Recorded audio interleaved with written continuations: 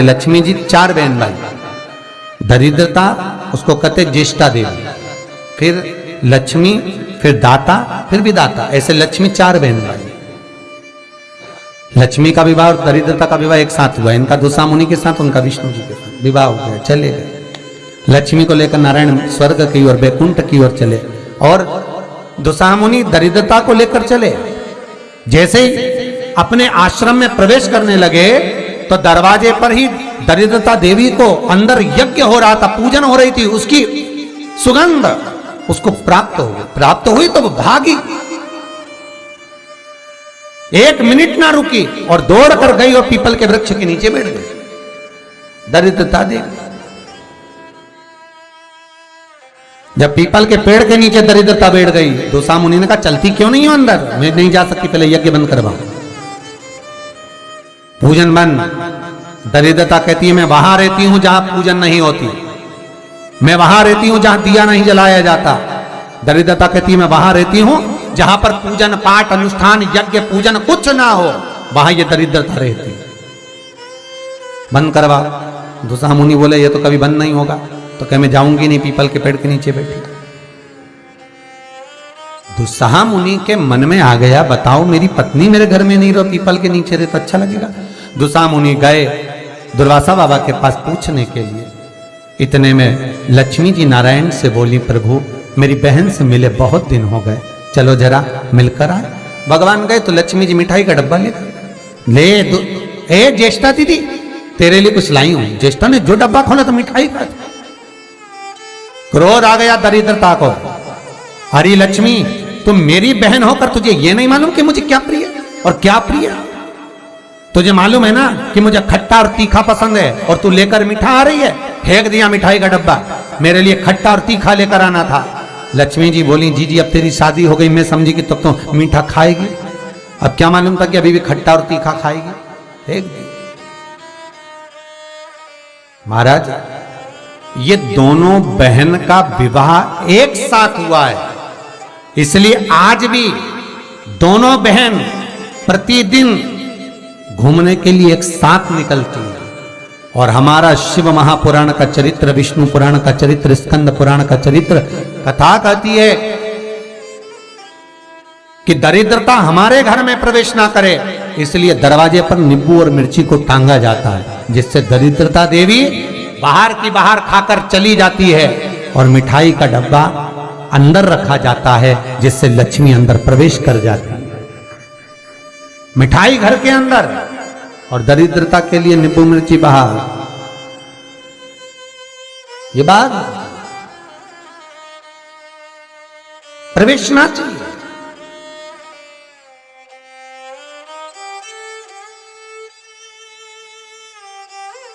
ये अंदर नहीं आना चाहिए, दरिद्रता बाहर रहे। ताकि आप अपडेटेड रहें हमारे हर एक वीडियो से। भगवान विष्णु कहते हैं दरिद्रता।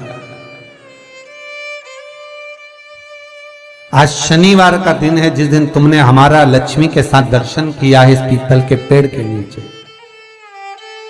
जो शनिवार के दिन पीपल के वृक्ष के नीचे दिया लगाता है, पूजन करता है, उसको लक्ष्मी प्राप्त हो। हमारे हर एक वीडियो से सोमवार, मंगलवार, बुधवार, गुरुवार, शुक्रवार, शनिवार, ये सारे वार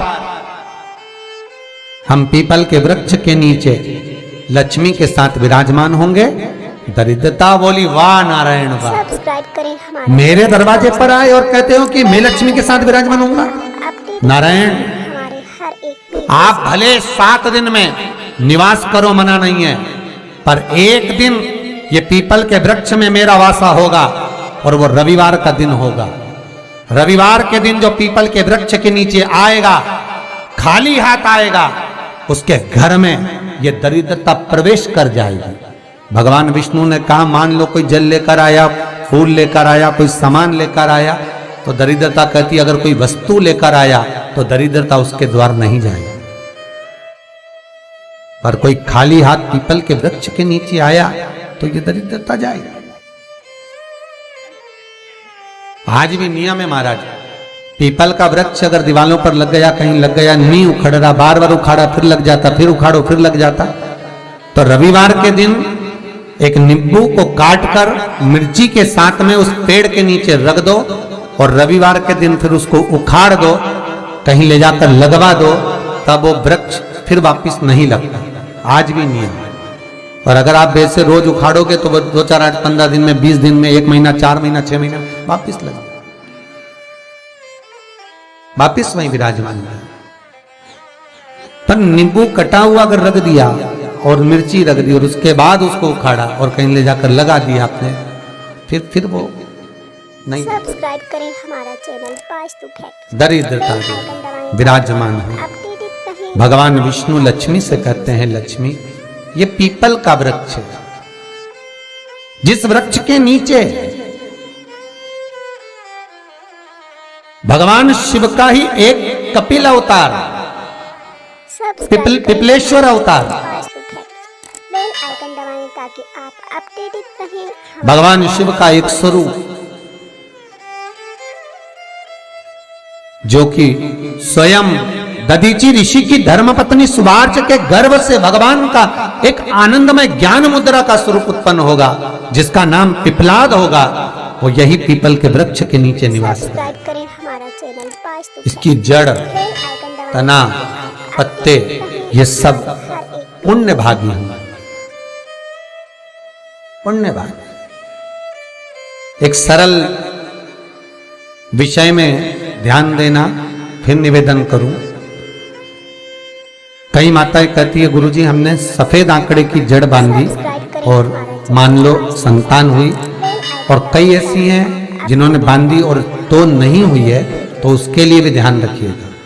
18 साल हो जाएं, 17 साल हो जाएं, 10 साल हो जाएं, 12 साल हो जाएं और घर में बच्चा नहीं है, संतान नहीं है, तो प्रयास करना सफेद आंकड़े की जड़ को लेना, तुमरुका जी का नाम लेकर 21 बार शिवलिंग पे से घुमाना, रजस्वला धर्म के 7वें दिन कमर पर बांध लेना, अपडेटेड रहें हमारे हर एक वीडियो से। और उसी दिन से एक पीपल का पत्ता मंगवाना, शंकर भगवान पर चढ़वाना, और पीपल के पत्ते को गौ माता के दूध में उसको उकलवाना, ठीक है, उकलवाकर ठंडा करवाकर पत्ते को बाहर ठंडा करने में डाल देना। दूध जब ठंडा हो जाए, हथेली पर उस गिलास को रखना और भगवान शिव का तुमरुका जी का नाम लेकर उसको पीना चालू कर देना। लगभग 8 दिन 15 दिन उस दूध का पान कर कर फिर विश्राम करो, मारो, संतान की प्राप्ति अवश्य है, संतान अवश्य प्राप्त हो। पीपल के वृक्ष में स्वयं मेरे भगवान शिव आनंद वास निवास करते हैं। बाबा भोलेनाथ स्वतः निवास कर रहे हैं केवल एक पीपल के वृक्ष में। कितना सुंदर लिखा पद्म पुराण में कि 52,000 ब्राह्मण का एक साथ निवास पीपल के वृक्ष में होता है, एक साथ में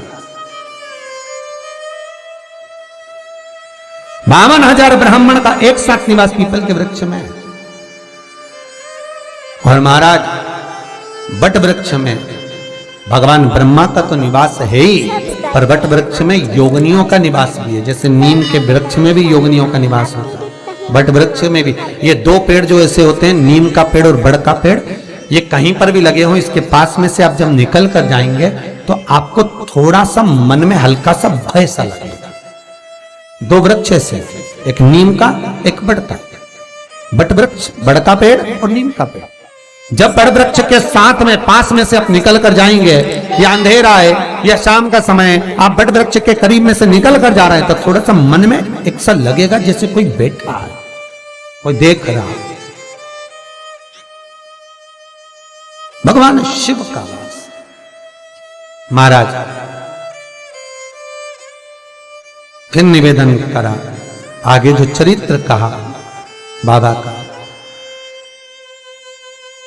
उसी तरह बेलपत्री का जो वृक्ष होता है, उसकी जो जड़ होती है वह भी पूज्य है, भगवान शिव का ही स्वरूप है, सब्सक्राइब करें हमारा चैनल वास्तु फैक्ट। भगवान शंकर का ही।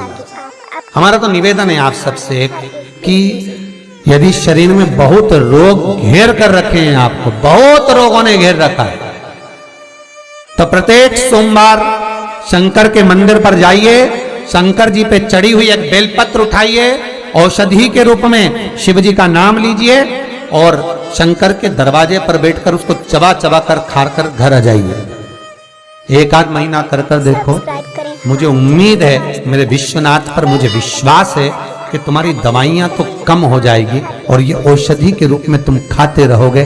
चाहे वो शुगर हो, बीपी हो, चाहे दर्द हो, कमर का, घुटने का, जो भी आपको तकलीफ, बस उसका स्मरण करो। एक दो बार करके तो देखो। जैसे शिव के नेत्र अश्रु से सब्सक्राइब करें। रुद्राक्ष का पौधा उत्पन्न हुआ, रुद्राक्ष उत्पन्न हुआ। अपडेटेड रहें। ये भी शंकर का एक पुत्र ही है, शंकर का एक स्वरूप है। श्री शिवाय नमस्तुभ्यं। श्री शिवाय नमस्तुभ्यं। श्री शिवाय नमस्तुभ्यं।